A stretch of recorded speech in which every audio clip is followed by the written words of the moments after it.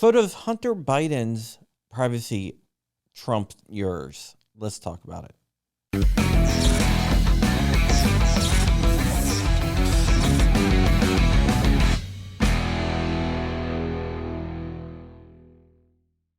Welcome to the channel, Wolverines. You know who I am. My name is John Crump, investigative journalist.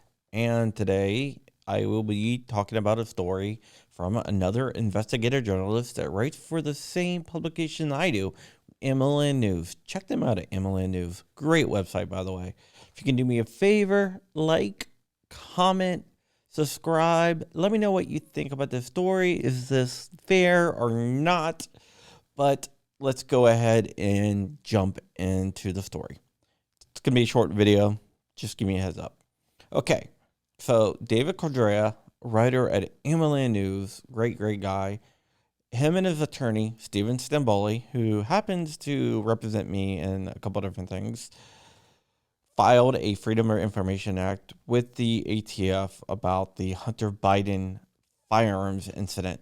If you don't know what I'm talking about, Haley Biden, Hunter Biden's ex-wife, took his gun and threw it in a trash can behind a restaurant. Some dude that was dumpster diving found it and turned it into the police.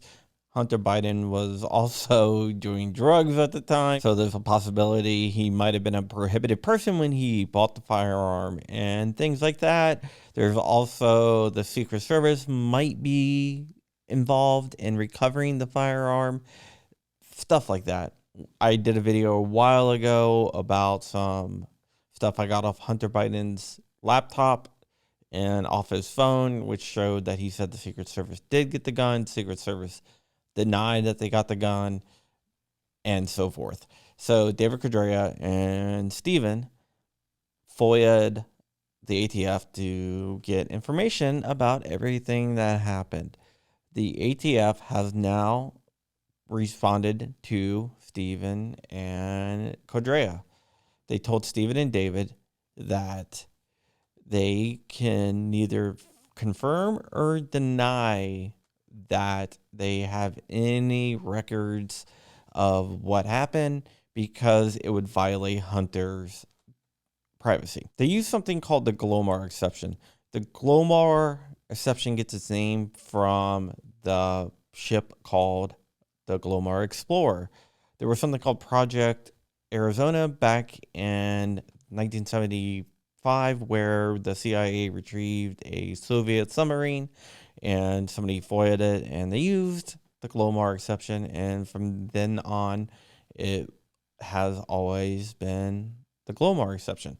Basically, it's when somebody says we cannot confirm or deny or no comment, whatever.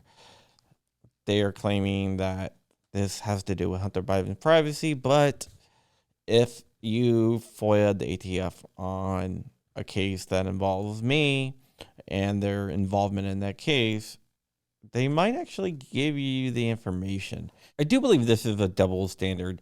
Hunter Biden has always been able to get away with stuff because of who his dad is and his family's connections to politicians. So I totally believe that this is something that he has grown accustomed to, and he will continue to use his dad's authority to get out of stuff. If you look at the whole entire selling the country to the Chinese and to Ukrainian businessmen, allegedly, we can see that he is used to getting away with stuff. And this really isn't a Republican or Democrat issue. It is the people in power protect their own. And since we're not in power, they're not going to protect us. They're going to throw us under the bus as they protect their own because they're all guilty of something. There is a good book by an investigative journalist named Cheryl Atkinson, and it goes into a bunch of different things like this with different politicians on both sides of the aisle to show how they don't have to play by the rules that we have to. For God's sakes, insider trading is legal if you're in Congress. It's ridiculous. All right, that's it for today. Check out my Discord and my locals at www.locals.com. My Discord is linked below, so you can click on all the links below. I have a live channel where I broadcast 4 times a week over at John Crump Live.